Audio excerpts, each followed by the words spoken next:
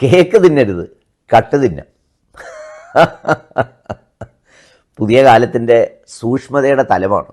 അതായത് സയ്യിദ് സാദിഖ് അലി ശിഹാബ് തങ്ങൾ ക്രിസ്തുമസിൻ്റെ കേക്ക് തിന്നു. മഹാ അപരാധം, കടുത്ത തെറ്റ്. അത് കീഴ്വഴക്കങ്ങൾക്കും ആചാരങ്ങൾക്കും ഒക്കെയുള്ള കടുത്ത ലംഘനം. അത് സഹിക്കാനേ പാടില്ല. അങ്ങനെ കേക്ക് തിന്നാൻ പാടുണ്ടോ? പക്ഷേ കട്ട് തിന്നാം, അതിന് കുഴപ്പമൊന്നുമില്ല. ഹാജർ ബുക്കിൽ ക്രമക്കേട് നടത്തി ജോലി ചെയ്യാത്തവരെ ഒപ്പിട്ട് അവരുടെ വേതനം ലക്ഷക്കണക്കിന് രൂപ വാങ്ങി ആ നിയമനം മുതൽ വേതനം വരെ മുഴുവൻ കട്ട് തിന്നുന്നതിന്, ക്രമക്കേട് കാണിക്കുന്നതിന് യാതൊരു കുഴപ്പമില്ല. ഖുർആനിലെ ആദ്യ സൂക്തം നീ നിൻ്റെ നാഥൻ്റെ നാമത്തിൽ വായിക്കെന്നാണ് നമ്മളെപ്പോഴും പറയുന്നത്. വിജ്ഞാനത്തിന് ഇസ്ലാം നൽകുന്ന, അള്ളാഹു നൽകുന്ന പ്രാധാന്യത്തിൻ്റെ ഒരു ഉദാഹരണമാണ് ഈ ആദ്യം തന്നെ നാഥൻ്റെ നാമത്തിൽ വായിക്കാൻ ആവശ്യപ്പെട്ടത്. ആ വിജ്ഞാനത്തിൻ്റെ ശ്രീകോവിലാണ് സ്കൂളും കോളേജുമൊക്കെ. ആ കോളേജിലാണ് അല്ലെങ്കിൽ സ്കൂളിലാണ് സ്വന്തം മകളെ തിരികെ കയറ്റിയത് കൂടാതെ അറ്റൻഡൻസ് ബുക്കിലും തിരികെ കയറ്റൽ നടത്തി കാശ് തിന്നുന്നതിന് ഫത്വ ഒന്നും യാതൊരു തടസ്സവുമല്ല. ഇക്കാലത്ത് കുറച്ച് വിഷജന്തുക്കൾ ഇറങ്ങിയിട്ടുണ്ട്. സയ്യിദ് സാദിഖ് അലി ശിഹാബ് തങ്ങളെ ഒരു ഫ്രെയിമിൽ വെച്ച് ഇങ്ങനെ പരിശോധിക്കുകയാണ്. സൂക്ഷ്മത, ആ സൂക്ഷ്മത എത്രത്തോളം ഉള്ളവരാണ് ഇവരെന്നുള്ളത് വളരെ രസകരമായ കാര്യമാണ്. ഈ അമ്പലക്കടവ് ഹമീദ് ഫൈസി പണ്ട് CAA സമരം കത്തി നിന്ന സമയത്ത് അദ്ദേഹം പറഞ്ഞ ഒരു സംഗതി ഇപ്പോഴും ഞാൻ ഓർക്കുന്നു. അതായത് സ്ത്രീകൾ ജാഥയ്ക്കിറങ്ങുന്നതിൻ്റെ ഫത്വയാണ് അന്ന് അദ്ദേഹം പറഞ്ഞത്. രാജ്യത്ത് മൂട് പറിച്ച് എല്ലാവരെയും കൂടി ചുട്ടുകൊല്ലാൻ ഒരുങ്ങുമ്പോൾ ഈ ഫത്വ ആണ് മുഖ്യം, സ്ത്രീകൾ ഇറങ്ങുന്നതിൻ്റെ സൂക്ഷ്മതക്കുറവ്. എനിക്ക് പലപ്പോഴും സംശയം തോന്നിയിട്ടുണ്ട്. നമ്മളൊക്കെ ഈ ജാഥയ്ക്കോ അല്ലെങ്കിൽ സ്ത്രീകളുടെ പരിപാടിയിലോ ഒക്കെ പോകുമ്പോൾ അവരോട് സംസാരിച്ചിങ്ങി ഇറങ്ങുമെന്നല്ലാതെ ഔറത്ത് നോക്കാറില്ല. പക്ഷേ അമ്പലക്കടവിനെ പോലെയുള്ളവർക്ക് പെട്ടെന്ന് മനസ്സിലേക്ക് വരുന്നത് അവരുടെ വസ്ത്രധാരണം, അതിൻ്റെ ഔറത്തുമൊക്കെയാണ്. അതെന്തുകൊണ്ടാണെന്ന് എനിക്കൊട്ടും മനസ്സിലാവുന്നില്ല. ഏതായാലും സാദിഖ് അലി തങ്ങൾ ഇപ്പോൾ സഞ്ചരിക്കുന്നത് ശരിയായ പാതയിൽ തന്നെയാണ്. മനുഷ്യരെ കാണണം, വ്യത്യസ്ത സമൂഹങ്ങളോട് ബന്ധപ്പെടുകയും ഇടപെടുകയും ഒക്കെ വേണം. കഴിയുന്ന സമയങ്ങളിലൊക്കെ ഇതര സഹോദര സമുദായത്തിൽപ്പെട്ട ആളുകളുമായി സംസാരിക്കണം, ആശയവിനിമയം നടത്തണം. എന്തെന്ന് വെച്ചാൽ, ഒരു വശത്ത് ഇപ്പോൾ ജമാഅത്ത് ഇസ്ലാമിയെ സംഘടനാപരമായി വർഗീയവാദിയാക്കുന്നതിലൂടെ ഒരുമാതിരി പള്ളിയിൽ പോകുന്ന മുസ്ലിങ്ങളെല്ലാം വർഗീയവാദിയായിട്ടുണ്ട്. ഇനി മുസ്ലിം ലീഗിനെ കൂടി വർഗീയ ചാപ്പ കുത്തിയാൽ കേരളത്തിലെ മുസ്ലിങ്ങളുടെ ഐഡൻറ്റിറ്റി ഈ പറയുന്നത് പോലെ വർഗീയത അല്ലെങ്കിൽ തീവ്രവാദം എന്ന് പറയുന്ന ഒരു സംഗതിയുടെ കൂടത്തിലടയ്ക്കാൻ പറ്റും. അതിന് കിണഞ്ഞ് ശ്രമിക്കുമ്പോൾ ആ ചരട് പൊട്ടിച്ച് ജനങ്ങളോട് ഇടപെട്ട് ജനങ്ങളോട് വർത്തമാനം പറഞ്ഞ് സാദിഖ് അലി തങ്ങൾ തുടരേണ്ടത് ഇതേ പാതയിൽ തന്നെയാണ്, ഇതേ ശൈലിയിൽ തന്നെയാണ്. അതിൽ യാതൊരു സംശയവുമില്ല. ഞാൻ രാവിലെ ഒരു കുറിപ്പ് എനിക്കൊരു സഹോദരൻ ഫോർവേഡ് ചെയ്ത് തന്നത് കാണാനിടയായി. ആ കുറിപ്പിങ്ങനെയാണ്: ലീഗ് സംസ്ഥാന മേധാവിയും ബിഷപ്പുമാരും.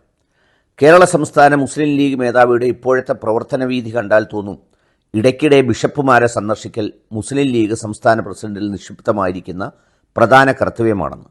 ഒരു ദിവസം കോഴിക്കോട് ബിഷപ്പ്, ഒറ്റ ദിവസത്തെ ഇടവേളയ്ക്ക് ശേഷം തലശ്ശേരി ബിഷപ്പ്.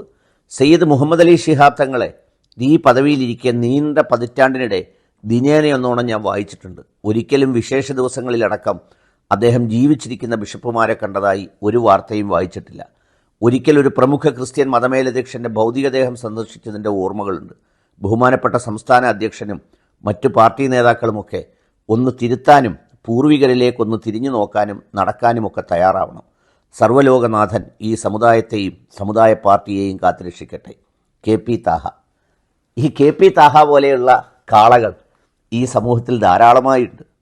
സൂക്ഷ്മതയുടെ തലമൊക്കെ പറഞ്ഞ് ഈ സമൂഹത്തെ ഭിന്നിപ്പിച്ച് വ്യത്യസ്തമായ ധ്രുവങ്ങളിലേക്ക് എത്തിക്കാൻ വേണ്ടി പരിശ്രമിക്കുന്ന ഈ നമ്മുടെ ബോച്ചയ്ക്കൊക്കെ ഉള്ളതുപോലത്തെ ഞരമ്പ് രോഗത്തിൻ്റെ വേറൊരു തരം ഞരമ്പ് രോഗമാണ് ഇത്തരം ചിന്തകൾ. ഇതുപോലുള്ള ചിന്തകളിൽ ഒരു കാലത്ത് ഉത്തരേന്ത്യ വളർന്നു വന്നതിൻ്റെ ഫലമാണ് ഇപ്പോൾ അവിടെ അനുഭവിക്കുന്നത്. എന്നാൽ കേരളമൊക്കെ ഇങ്ങനെ നിലനിന്ന് പോയത് ഈ മിഡിൽ ഈസ്റ്റിലൊക്കെ മലയാളികളായ മനുഷ്യർ പോയി ജാതിയും മതവുമില്ലാതെ പരസ്പര സ്നേഹത്തിൻ്റെയും ഇടപെടലുകളുടെയും തുരുത്തുകൾ പങ്കുവച്ച് അതിൻ്റെ ആ പശ്ചാത്തലവും അതിൻ്റെ പൂർവ്വകാലവുമൊക്കെ അതിനിണങ്ങുന്ന രീതിയിൽ കേരളത്തെ രൂപപ്പെടുത്തിയതുകൊണ്ടാണ്. പണ്ട് മുഹമ്മദ് അലി ശിഹാബ് തങ്ങളുടെ കാലമാണ് ഇതെന്ന് വിശ്വസിക്കുന്ന താഹയെപ്പോലുള്ള വിഡ്ഢികളോട് യഥാർത്ഥത്തിൽ മറുപടി പറയേണ്ട കാര്യമില്ല. കേരളത്തിൽ എങ്ങനെയെങ്കിലും മുസ്ലിം സമുദായത്തെയും മറ്റിതര സഹോദര സമുദായങ്ങളെയും ഒന്ന് അകറ്റി അതിൽ തന്നെ പ്രധാനമായും ക്രിസ്ത്യൻ സമുദായത്തെ ഉന്നം വെക്കുകയും ഒക്കെ ഒന്ന് അകറ്റി ഒന്ന് മുറിച്ചെടുത്താൽ അതുകൊണ്ട് പാണക്കാട് കുടുംബത്തിനും സാദിഖ് അലി തങ്ങൾക്കും കുഞ്ഞാലിക്കുട്ടിക്കും ഒന്നും സംഭവിക്കില്ല.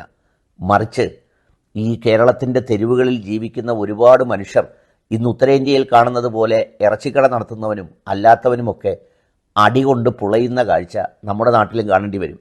ചിലപ്പോൾ എവിടെയെങ്കിലും വയലിനോ മതപ്രസംഗത്തിനോ ഒക്കെ പോകുമ്പോൾ ഈ സൂക്ഷ്മതയുടെ തലം പറയുന്നവരുടെ മൈലാഞ്ചി താടി വഴിയിൽ നിർത്തി ആരെങ്കിലും വടിച്ചങ്ങ് കളയും.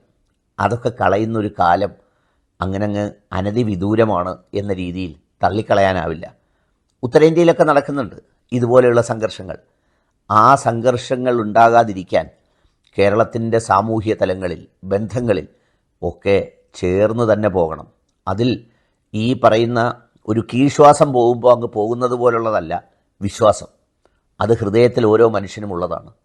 അള്ളാഹുവിലുള്ള വിശ്വാസവും പ്രവാചകനിലുള്ള വിശ്വാസവും ഈമാൻ കാര്യങ്ങളും ഇസ്ലാം കാര്യങ്ങളുമൊക്കെ എവിടെങ്കിലും നിന്ന് പോയാൽ, ഒരു കേക്ക് കഴിച്ചു പോയാൽ, അല്ലെങ്കിൽ ആരോടെങ്കിലും ഒപ്പം ഇരുന്ന് ഒരു വെള്ളം കുടിച്ചു പോയാൽ, അമ്പലത്തിൻ്റെയോ പള്ളിയുടെയോ പറമ്പിൽ പോയാൽ, ജീവിച്ചിരിക്കുന്ന ബിഷപ്പിനെയോ അല്ലെങ്കിൽ പൂജാരിയെയോ മറ്റുള്ളവരെയോ കണ്ടുപോയാൽ തകർന്നു പോകുന്നതാണെന്ന് വിശ്വസിക്കുന്ന വിഡ്ഢികളുടെ ശബ്ദത്തെ അത് ആൾക്കൂട്ടത്തിലെ അപശബ്ദമായി തള്ളിക്കളയണം.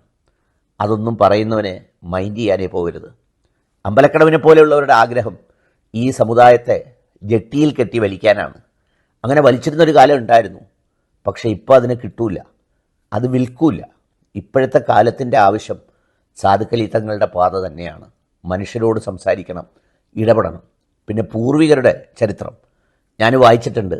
ഈ പാണക്കാട് കുടുംബത്തിലൊക്കെ പണ്ടുകാലം മുതലേ അവിടുത്തെ ക്ഷേത്രങ്ങളും ഉത്സവങ്ങളും അതുപോലെയൊക്കെയായി ബന്ധപ്പെട്ടിട്ടുള്ള ബാൻഡ് ട്രൂപ്പുകൾ അടക്കമുള്ളവ ആദ്യം കൊട്ടിത്തുടങ്ങുന്നത് ആ മുറ്റത്ത് നിന്നാണ്. അന്നൊന്നും അവരുടെ ഈമാനൊന്നും പോയില്ല. നമ്മൾ സാധാരണ ഈ പറയുന്നൊരു ന്യായം ഉണ്ടല്ലോ, ഈ സാധാരണ കച്ചവടം നടത്തുന്നവർ പറയും പണ്ടത്തെ പോലുള്ള കച്ചവടം ഇപ്പോൾ ഇല്ല എന്ന്. അത് പണ്ടും പറയും, ഇപ്പോഴും പറയും, ഇനി 10 കൊല്ലം കഴിഞ്ഞും പറയും. എന്ന് പറയുന്നത് പോലെ പണ്ടത്തെ പോലെയുള്ളവരെ കൂട്ടൊന്നും അല്ല സാദിഖ് അലി തങ്ങളെന്ന് പറയുന്നത് നന്മയൊന്നും ഉദ്ദേശമല്ല. ഈ സാദിഖ് അലി തങ്ങളെയും മുസ്ലിം സമുദായത്തെയും ലീഗിനെയും ഒക്കെ ദുർബലപ്പെടുത്താനുള്ള ഒരാസൂത്രിത ശ്രമത്തിൻ്റെ ചില കൊട്ടേഷനുമായി കുറേ പേർ, പിന്നെ വിവരവും അറിവും തിരിച്ചറിവുമില്ലാത്ത മറ്റു കുറേ ഈ സൂക്ഷ്മതയുടെ ഞരമ്പ് രോഗികൾ. ഇരുവരെയും അവഗണിക്കുക എന്നതാണ് ഏറ്റവും അത്യാവശ്യ കാര്യം, സമുദായത്തിനും സമൂഹത്തിനും.